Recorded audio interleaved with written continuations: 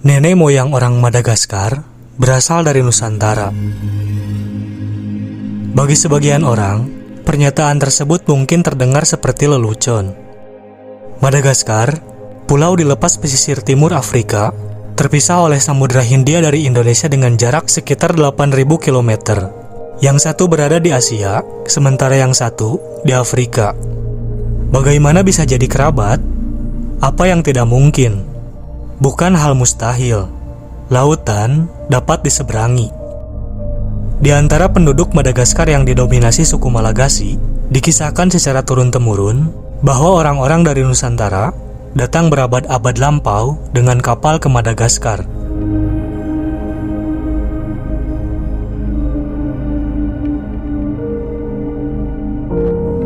Terdapat hubungan genetik antara orang Malagasy dengan berbagai kelompok etnis Asia Tenggara Maritim, khususnya dari Kalimantan bagian selatan.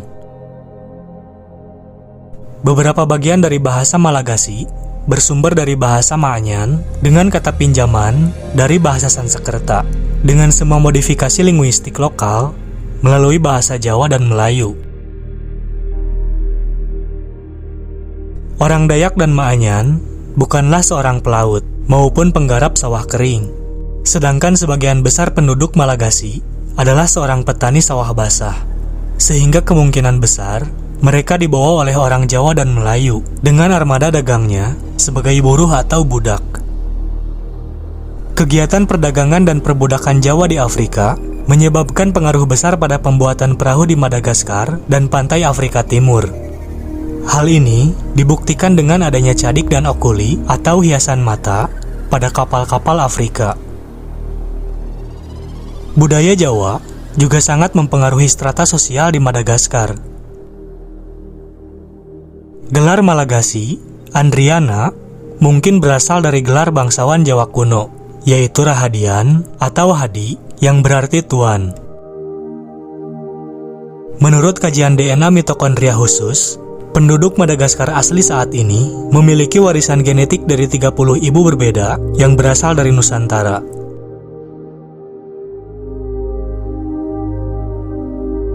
Bahasa Madagaskar merupakan kata-kata serapan dari bahasa Sanskerta dengan modifikasi linguistik lokal melalui bahasa Jawa atau bahasa Melayu, sehingga disimpulkan bahwa Madagaskar telah dikolonisasikan oleh para pemukim dari kerajaan Sriwijaya.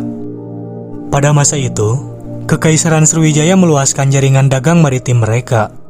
Jejak keterkaitan linguistik terlihat dari kata-kata yang memiliki kemiripan antara bahasa Malagasy dan bahasa Indonesia.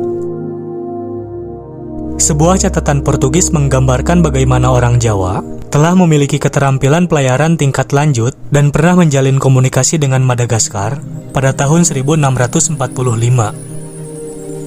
Orang-orang Jawa sangat berpengalaman dalam seni navigasi, hingga mereka dianggap sebagai perintis seni paling kuno ini. Walaupun banyak yang menyebutkan bahwa orang Cina lebih berhak atas penghargaan ini, dan menegaskan bahwa seni ini diteruskan dari mereka kepada orang Jawa.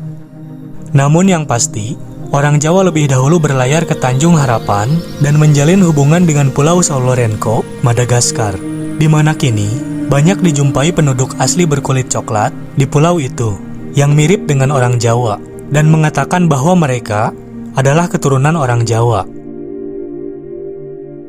Hubungan diplomatik secara resmi telah terjalin sejak tahun 1960-an. Namun, Indonesia baru membuka kedutaannya di Antananarivo pada tahun 2009. Sementara kedutaan besar Madagaskar di Tokyo juga terakreditasi ke Indonesia. Pada tahun 2003, ekspedisi kapal samudra Raksa Borobudur mengunjungi Madagaskar. Berlayar dari Indonesia menuju Accra, Ghana. Kapal itu direkonstruksi dari panel Borobudur, dan pelayarannya merekonstruksi hubungan perdagangan kuno antara Indonesia dengan Afrika, khususnya Afrika Timur dan Madagaskar. Rute pelayaran kayu manis yang berbahaya membawa kapal dari perairan Indonesia melintasi Samudra Hindia, melewati Seychelles, Madagaskar, dan Afrika Selatan menuju Ghana. Ini juga menunjukkan bagaimana pelaut Nusantara kuno mencapai Madagaskar. Kemiripan fisik antara orang Indonesia dengan Madagaskar pernah dibuktikan lewat sebuah riset. Penelitian Massey University mengungkapkan bahwa akar DNA orang Madagaskar berasal dari Nusantara. Dikisahkan, 30 perempuan pertama yang berlabuh di pulau tersebut berasal dari Nusantara. Mereka tiba pada abad ke-9 Masehi atau lebih dari 1000 tahun lalu, dan secara turun-temurun membentuk koloni suku Malagasy. Yang mereka tahu, nenek moyang mereka datang dari Nusantara kuno. Mereka tidak tahu apakah nenek moyangnya itu dari Dayak, Jawa, atau suku lain. Karena dahulu, ketika nenek moyangnya tiba, belum ada konsep Indonesia maupun Nusantara. Hanya sebatas jajaran pulau tak bernama. Menengok kembali ke sejarah Nusantara, pada abad ke-9, Nusantara dalam kejayaan Kerajaan Sriwijaya.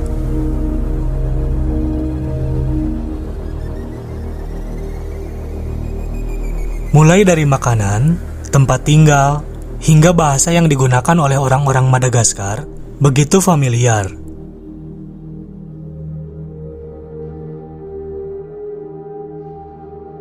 Rumah kuno penduduk Madagaskar berbentuk persegi, tidak bulat seperti rumah Afrika pada umumnya. Genting terpasang pada bagian atap rumah, dengan bentuk menyerupai rumah joglo pada adat Jawa.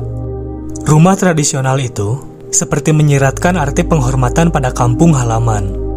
Dan yang paling haru, sebelum Katolik masuk, semua bangunan suci dan rumah penduduk menghadap ke Nusantara. Pada setiap peradaban, terdapat 3 hal yang akan selalu dijaga, yaitu nama, bahasa, dan makanan. Kemiripan Madagaskar dengan Indonesia secara linguistik pun tak terelakkan. Nama-nama orang Madagaskar hampir serupa dengan nama-nama pada orang Indonesia, seperti Andri, Andi, Heri, menjadi nama depan yang kerap ditemui di sana.